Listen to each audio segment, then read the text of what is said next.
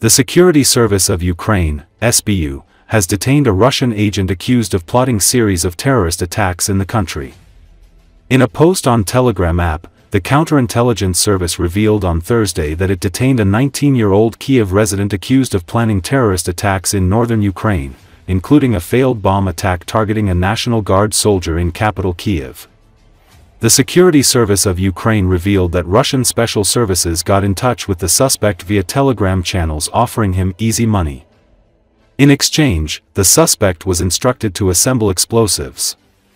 Upon the instructions from his Russian handlers, the suspect hid an improvised explosive device in the storage compartment of a bicycle that he placed near a pre-arranged meeting point. Later, a soldier of Ukraine's National Guard was lured to the location under the guise of a date arranged via a messaging app. Upon the soldier's arrival, the explosive device was detonated remotely, however, no one was injured.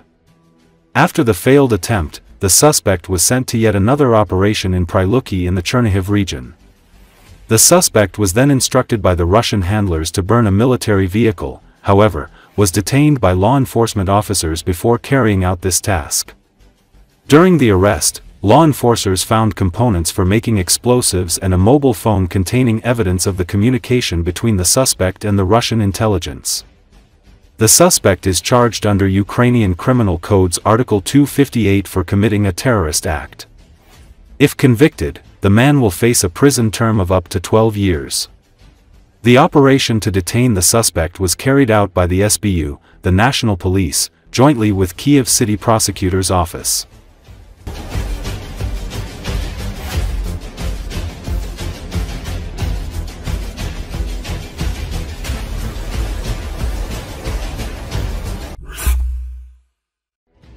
The Russian Federation is intensifying its offensive in the Pokrovsk direction.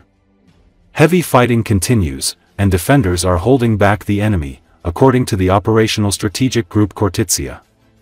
In the Pokrovsk direction, Russian troops have intensified the offensive in the areas of Ruzhin Yar, Poltavka, Popov Yar, Razin, Volodymyrivka, Yelizavetivka, and Malinivka. The enemy also attempted to push Ukrainian defenders out of positions near Myrolubivka, Sukhii Yar, Lisivka, Yudakny, Novomykolivka, and Oleksivka. Russian troops are attempting to utilize their numerical advantage and launch an offensive, but the armed forces of Ukraine are mounting fierce resistance. It is also reported that in the Novopavlivka direction, assault groups of the invaders attacked in the areas of Vasil, Zaporizhia, Komar, Vilnpol, Shevchenko, and Zeleny High. Units of the defense forces are actively countering the superior enemy forces, inflicting significant losses and reducing the potential of their offensive actions. The situation remains tense, and hostilities are ongoing. Ukrainian troops are holding their positions. Unable to break into the agglomeration of Pokrovsk and Mirnograd, the Russian occupiers are trying to bypass it from the east. If you look at the map of military operations, it is clear that the enemy does not plan to attack Pokrovsk itself. The commander of the UAV crew of a separate detachment of unmanned systems, Typhoon, with the call sign, Skiff, told Channel 24 about this, explaining that such an offensive would lead to huge losses. Russia understands this. Overall, the situation is difficult, but the Ukrainian military continues to destroy the enemy. The occupiers' offensive actions lead to an increase in their losses. In total, since March 2025, this direction has been one of the hottest.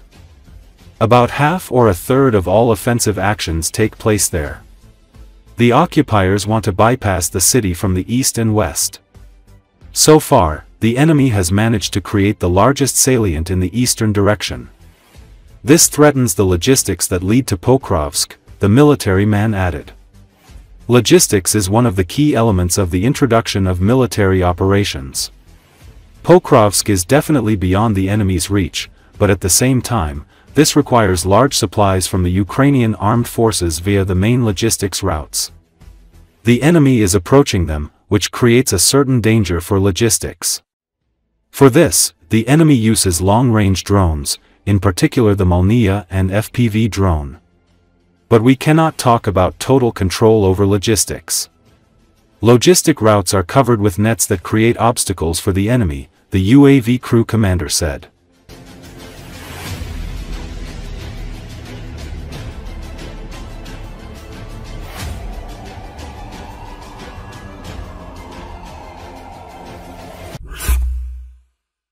The Ukrainian armed forces are not stuck in static defense. They're maneuvering, counter-attacking and launching small-scale offensives when they can. Colonel Vladislav Voloshin, spokesman for the Defense Forces of southern Ukraine, said this live on Espresso TV. Today we're not in a blind defense. Sitting still means you can be destroyed and your positions overrun. We're using maneuverable defense and, when we get the chance, we counter-attack and carry out small offensives. In other areas, our Commander-in-Chief reported we've liberated some settlements and pushed the enemy back from key positions, he said. Voloshin added that Russia is struggling to move assault units and equipment to the front. When we go on the defensive actively, we prevent that, and the enemy holds back from attacking. Our Commander-in-Chief was right. We're preparing and soon will take active steps to drive the enemy out.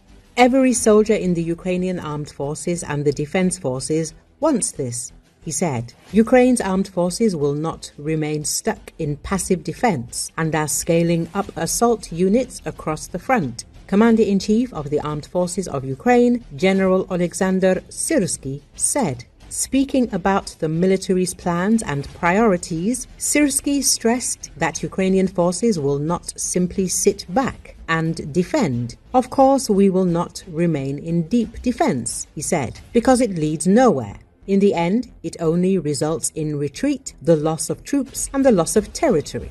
Ukraine will continue to combine defensive actions with offensive operations, Syrsky said. Where possible, we strike the enemy and carry out counterattacks. He added, we advance wherever we identify weak spots in the enemy's lines. According to Syrsky, Ukraine's assault units are being expanded. These include individual units and regiments formed at the start of the Kursk operation.